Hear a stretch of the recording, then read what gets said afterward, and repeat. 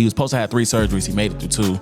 Honest truth, we all thought that the way he was carrying himself, that he would have been fine. So I'm guessing if he was just laid there, he probably would have survived. After all these years, we finally know what happened behind closed doors after King Von was shot, and it turns out he was supposed to survive the incident. However, he saw someone at the hospital. Hold up, man, get him a wheelchair, man. What we doing? What y'all doing, guys? The man who had just shot him was at the same hospital. Von then jumped out of bed looking for his gun. What happened next is so crazy that you'll need to see the CCTV footage to believe it. Sadly, it's also the reason why the O-Block rapper passed away. But that's not all. It turns out that there was foul play in Von's death. I definitely feel like it's foul play. I don't know where it's coming from, but I definitely feel like it's some weird shit going on. His cousin has uncovered inconsistencies, details, and contradictions in the official narrative that implicate Von's manager, Von's sister, Lil Durk, and even 21 Savage. The connections are wild, and once you hear him out, you'll be left with more questions than answers. Let me put you up to speed. New King Von video goes viral.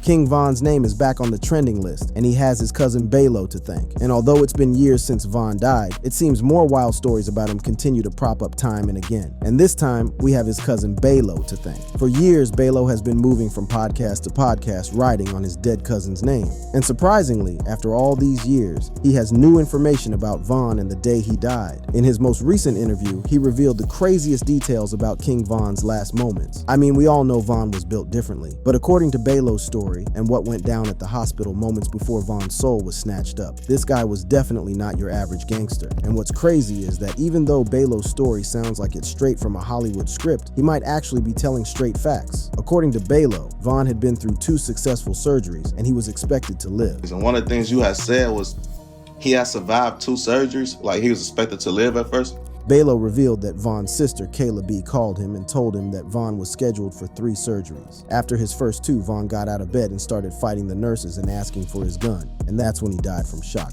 Now, his sister, Kayla, she told me, she said that he had 3 surgeries, but he made it. He was supposed to have 3 surgeries. He made it through 2. He hopped off the bed after the second surgery and supposedly started fighting the nurse and asked the nurse, where's his gun at? Something like that. And then he died because he went into shock. There's obviously some doubts surrounding Balo's story, like how Von's sister, Kayla B, knew what happened at the hospital and she was nowhere near there that night. How she know he had 3 surgeries and woke up on the hospital bed if she ain't even go to the hospital, asked one fan. Kayla did lie about being there. She first said she was not there, and then her first interview she said she was there and she went home. That's when people started looking at her crazy, said another fan. Remember, Von was in Atlanta for his album release party and only his entourage was with him. Kayla B was also at the club, but went home. And according to Balo, she didn't go to the hospital even after she heard that Von had been shot. She was out there that night, wasn't she? What you mean, at the club? Yeah. Yeah, she was at the club. She told me she had left and went home. And I guess when she got home, that's when she supposedly had called me. So she didn't go to the hospital? No. That's like her blood brother, like... These small details have people questioning what really happened to King Von, and there's been conspiracy theories that Von was actually set up. You can tell Balo knows a lot more but can't really speak about it, but it definitely was a setup, said one fan. Kayla B got a Range Rover for her part in the killing of Von, commented another. This kinda weird because shortly after Von died, 21 Savage bought Kayla B a Range Rover. Now shortly after that, 21 Savage, he bought you a Range Rover? Yeah. According to Kayla B, the gift was unexpected. However, she was already locked in with 21 because she had been dating his little brother. And was that random? You knew that was coming, or? No, I didn't know it was coming. Like, I've been knowing Savage and them for a long time, maybe since I moved to Atlanta, because like I told you, I was dating his little brother. So it's just like, I had already had relationships with them, like, I've been locked in with them and stuff like this. Now this is where it gets crazy. 21 Savage revealed that when Von was shot and killed, he was chilling with Lil Durk in Houston. In fact, he was called just 2 minutes after Von was shot. The night it happened, me and Durk at the bowling alley, because we was all in Houston and shit. So we at the bowling alley. I got the call probably 2 minutes after it happened, no exaggeration. One thing that everyone pointed out was that 21 Savage was lying because Durk was live on Instagram Live vibing to music when he found out Dead had been shot. Why would 21 say this? So you telling me he ran out the bowling alley and turned up in the car, then seen Von got shot and ended the live? Asked one fan. Not true. Durk was not in a bowling alley. Durk was actually on live in a car, and he was told on live that Von got shot. 21 Savage, you need to stop lying, said another. Smells like BS to me. Everybody seen Lil Durk on live when he heard, so what's this? Also, if there is conspiracy, 21 Def in on it, a comment read. 21 Savage may have opened a can of worms with his revelation because one person who has constantly been linked to Von's death is Lil Durk. Now, this might sound crazy, but the evidence linking Durkio to Von's death is wild, and it might make you start questioning the official narrative. You see, at the time, Von and Durk were in the middle of an attempted murder charge after a shooting in Atlanta that left one guy wounded. However, in late October 2022, all charges against Durk were dropped with the prosecution admitting that they didn't have enough evidence. According to Durk's lawyers, Durk was present at the crime scene, although he was never involved in the shooting. At the time his charges were released, Von had already died, which many believe Durk might have used to his advantage. The rumor was that Durk may have told on Von to have his charges dropped, and that's because there was a stack of evidence against the Chicago rapper. According to a female who was present at the crime scene, a fight broke out in a car that was in front of them. The witness then said that she saw Durk pull out a firearm. She ran for her life, and as soon as she was around a nearby building, she heard shots being let off. A few moments later, she saw the victim in a pool of blood, and there was more evidence because detectives obtained surveillance footage showing Durk's hand sticking out of the SUV and firing his weapon at the victim. You see Mr. Banks' arm out the window firing several shots at the victim. Despite the evidence, a statement by the Georgia District Attorney, Fani Willis, gave people even more reason to suspect Durk ratted out his friend. In the statement, Fani Willis revealed that if co-defendant Davon Bennett, aka King Von, had not died in 2020, he would have been indicted for this incident. This statement sent the industry crazy. So according to the DA, if Von was alive, even if all the evidence to this point revolved around Durk, he would still have been charged, and Durk would have gone scot-free. The theory was that Durk had told on Von and passed all the blame on him. Since Von could not defend himself, Durk was allowed to walk. Some former members of Von's gang, O Block, also had the same feeling. According to them, if Durk was present when Von committed the crime yet he did not report it, Durk would have faced the same consequences even if he did not commit the crime. Therefore, for him to have all his charges dropped, he must have given the authorities some information. Because if I'm with you, we do something, you don't report it, but you know I did it, and you don't report it, and we go on about our life. You are as liable as to the case as I am. What I'm finna go down for, you finna go down for, unless when you get in this behind these doors, you tell me something that I don't know. And then probably a little bit more. However, there was a general feeling that Von was set up long before he died. One of the incidents that proved this was when one of Lil Durk's lawyers, Nicole Mormon, while posing as airport security, was rumored to have searched Von at an airport, an incident that Von caught on camera. It turns out that Nicole worked with the state for nearly 5 years as a felony probation officer and specialized task force agent, meaning she could go undercover. The plan seemed to be to get Von in serious trouble and portray him as the dangerous one between him and Durk. That way, Durk would walk and Von would end up in prison. Even Lil Durk's biggest hater, Charleston White, thinks that. Durkio actually told on King Von, and that's how he beat his murder charge. Lil Durk told on King Von. That's how he beat his charges.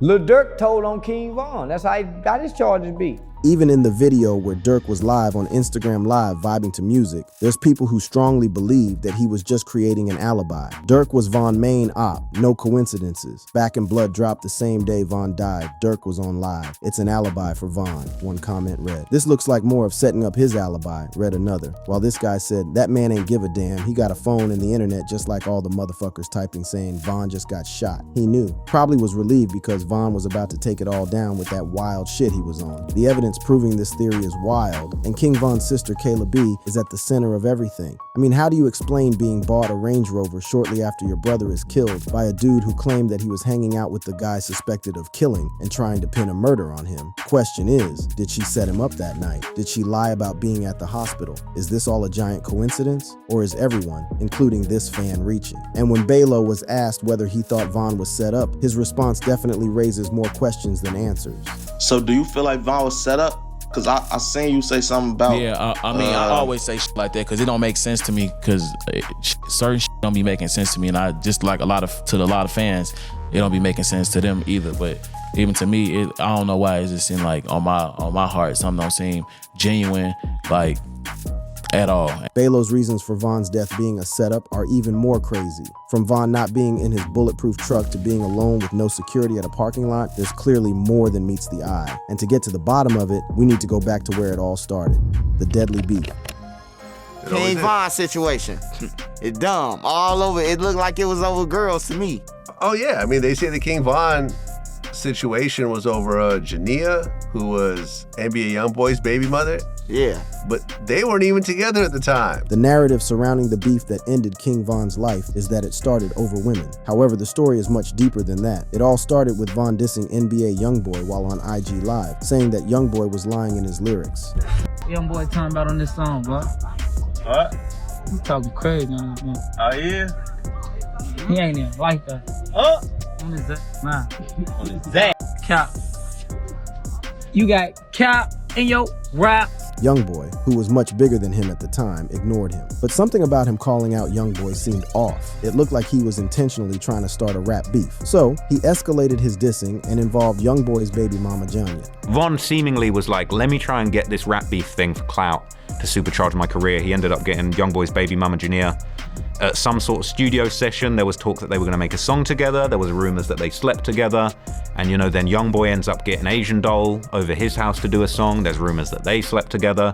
And it really, you know, it seemed like Von started dragging baby mamas into this and just escalated this thing to a level where it was out of control. King Von was rumored to have a fling with YoungBoy's baby mama. He even went on social media to fuel the rumor. First, Von tweeted, "Wouldn't believe the female I just made a hit with." It was not long before photos of him and YoungBoy's baby mama Jania surfaced on the internet, leaving everyone saying that the two were sleeping together. Jania would take to social media to deny the rumor and revealed that they had a song together and that she was only trying to make money to take care of her son.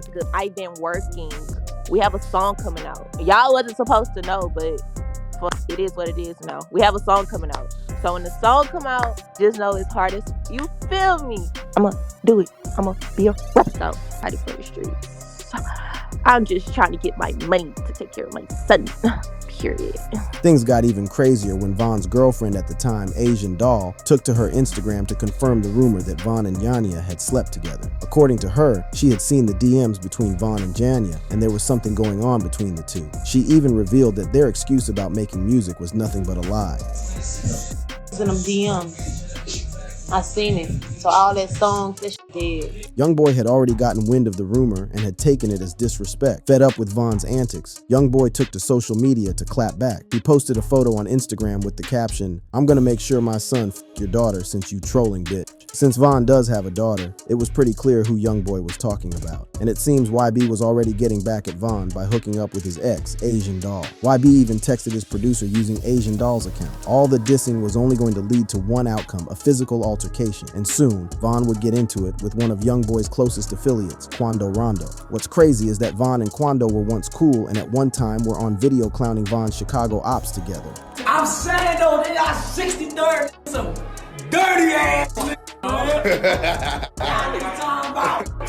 But the battle lines had been drawn, and it didn't take long for them to go to war. On August 5th, 2020, Quando Rondo took his homie Lil Tim to the club. Lil Tim had just got out of jail after he was arrested and charged with conspiracy to violate the Georgia Controlled Substance Act, theft by receiving stolen property, and obstruction after detectives seized more than $16,000, 15 pounds of marijuana, and 2 firearms. He just wanna, you feel me?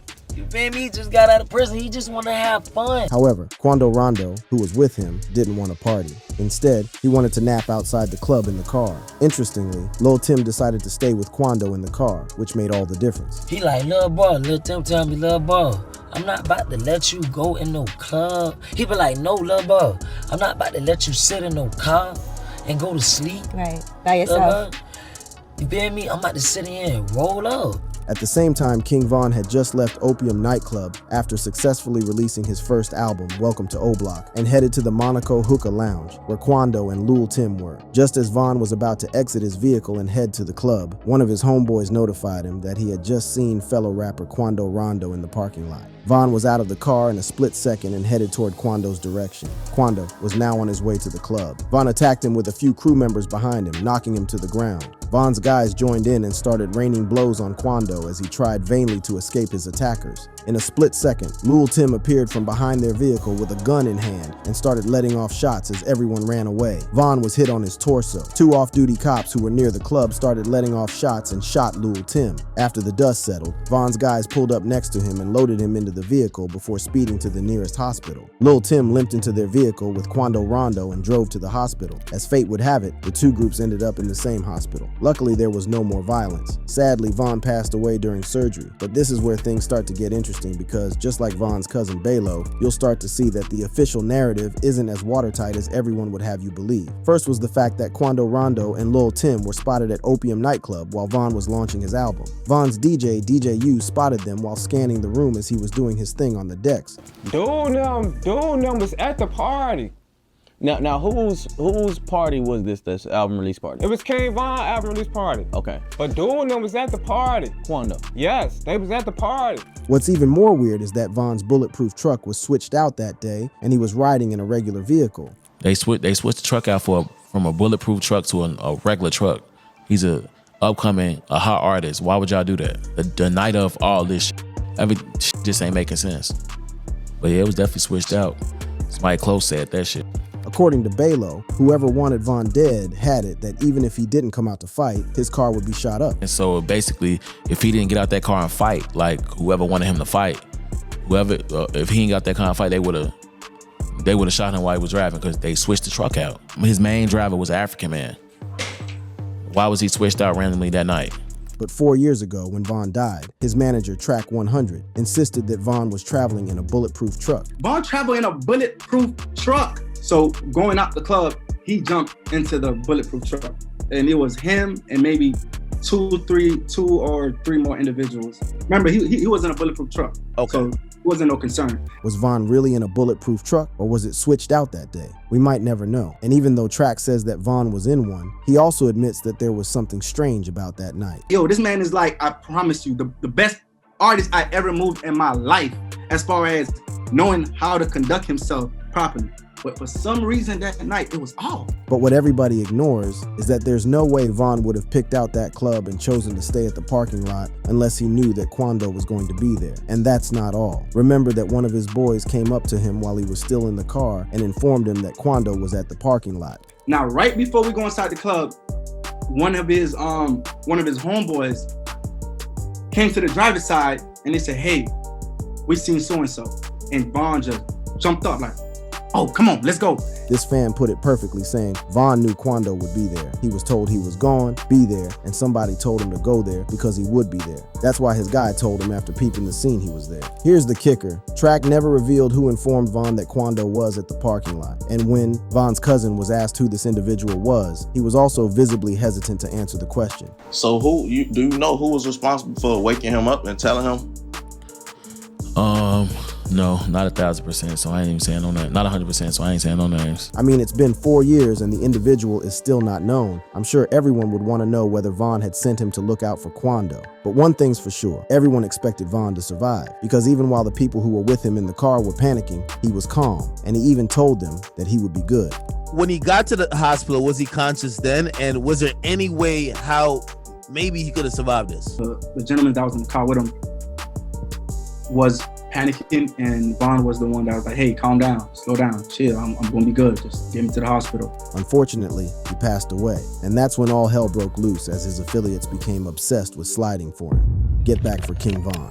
According to court documents, Durk started plotting for Quando's death immediately after Von was killed. Rumors began to circulate that Durk had placed a bounty on Rondo's head, fueling speculation and fear within the industry. Turns out, it was actually true. According to court documents, Durk used coded language to tell OTF members that he would pay a bounty to anyone who would take part in killing Quando Rondo. Durk's cousin, DeAndre Wilson, also told OTF members that anyone who took part in the murder would be rewarded with lucrative music opportunities with OTF, which was also a music label. The first time Quando Rondo almost lost his life was back in 2021 in Georgia. Quando Rondo was scheduled to perform at a local club in Georgia. After the performance, Rondo and his team left the club and made a brief stop at a convenience store in Blackshear, Georgia. According to law enforcement sources, someone started letting off shots aimed at the rapper and his team. One member of Rondo's entourage was injured in the attack, sustaining a gunshot wound to the hand. By August 2022, the situation reached a boiling point. According to federal court records, Lil Durk's associates allegedly learned that Quando Rondo was staying at a hotel in Los Angeles, and on August 18, 2022, Lil Durk's associates, DeAndre Wilson, Keith Jones, David Lindsay, and Asa Houston arrived in Los Angeles. They had traveled from Chicago to San Diego and then driven to Los Angeles, allegedly using funds provided by Durk himself. When they got there, the OTF members met with Keyon Grant, a top associate who had flown to Los Angeles on a private jet. Grant played a crucial role in facilitating the operation, securing hotel accommodations for the group, purchasing ski masks, and obtaining 2 luxury sedans to be used in the ambush. According to court records, Grant also provided Jones and Lindsay with firearms, including one that had been converted into a machine gun, further escalating the potential for violence. The group allegedly began tracking Quando Rondo and his affiliates as they traveled around Los Angeles in a Cadillac Escalade. Their journey took them to various locations, including a weed dispensary and a clothing store in West Hollywood, as they waited for the perfect moment to strike. That moment came when Quando stopped at the Beverly Center.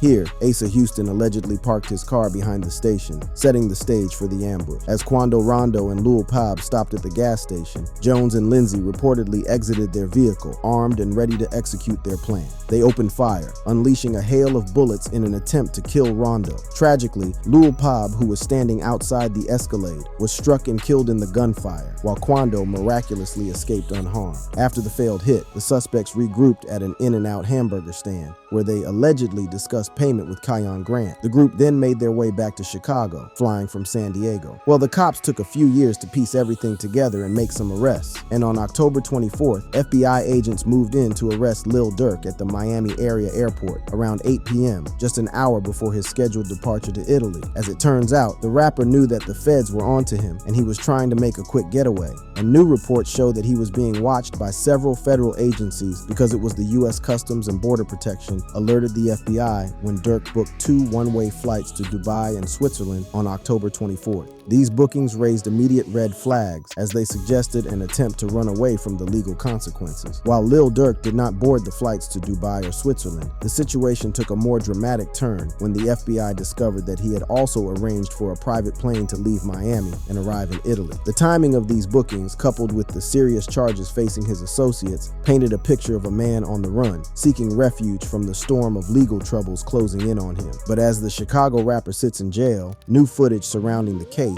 keeps popping up on social media. The most damning footage is actually in police custody and was featured in the indictment. The feds have footage of Durkio's goons following Quando Rondo around in LA. What's even more damning is that the feds also have footage of OTF members committing the murder they are accused of. But this isn't the only footage that's going viral, because Lil Durk actually snitched on himself on camera. Back in 2023, Lil Durk sat down with DJ Academics, and he revealed some pretty dark stuff. Since King Von died, internet trolls kept telling Durk to get revenge for Von with the popular phrase, "slide for Von." At the time, Durk openly said that he wouldn't slide for Von because of the consequences. In his track, Hearing Sirens, Durk raps, "My brother shot dead to violence. I truly think the feds around us, y'all tell me slide. Then turn around, then have the nerve to clown us. You ain't worried about lawyers. You'd rather talk about Tory and Meg Thee Stallion like fuck them blogs, not fuck your dog. You nick turned to cowards." However, the slide for Von comments must have got to him. In his DJ Academics interview, he was asked what he thought about the slide for Von comments. You get triggered by the slide for Von comments.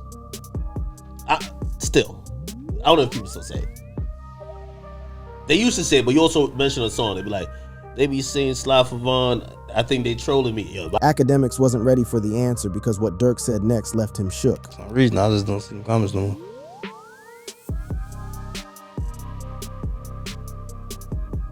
For some odd reason. I don't know. Might be the water.